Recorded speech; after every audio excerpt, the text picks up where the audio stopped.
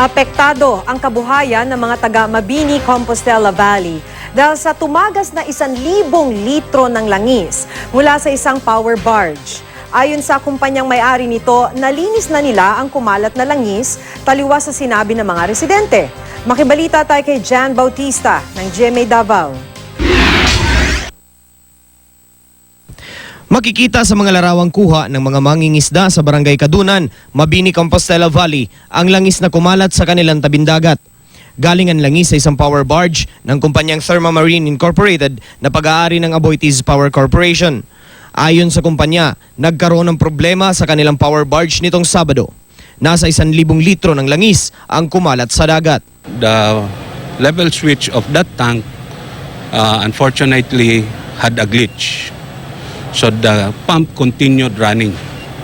So when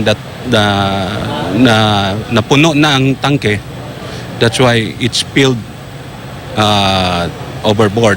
Sabi ng kumpanya, nalinis na nila ang tumagas na langis. Pero 5 araw matapos ang oil spill, nagrereklamo pa rin ang mga residente, lalo na ang mga mangingisda. Meron pa rin daw kasing langis sa dagat hanggang ngayon. Apektado na raw ang kanilang kabuhayan. Ning kunhod jud ang income nila sa mga mananagat, sa mga sakop namo nga mga mananagat. Tungod kay siguro ang isda makabaho ni adto, dili na mo padayon og saka dinhi sa daplin sa baybayon tungod kay ang oil spill atong higaynog. Inirereklamo rin ng mga mangingisda ang paglilibing umano sa mismong tabing dagat ng nakuhang mga batong may langis. Nanghipo sila og bato. Asyete?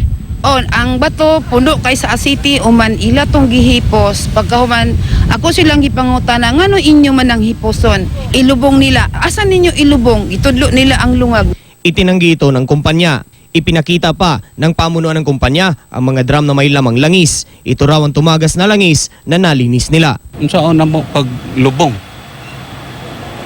And we are not allowed to do that. Okay. It's a violation. Babalikan din daw ng kumpanya ang lugar para matiyak na wala na talagang oil spill. Iimbestigahan naman daw ng Department of Environment and Natural Resources ang reklamo ng mga residente. Jan Bautista, Nagbabalita, Pilipinas.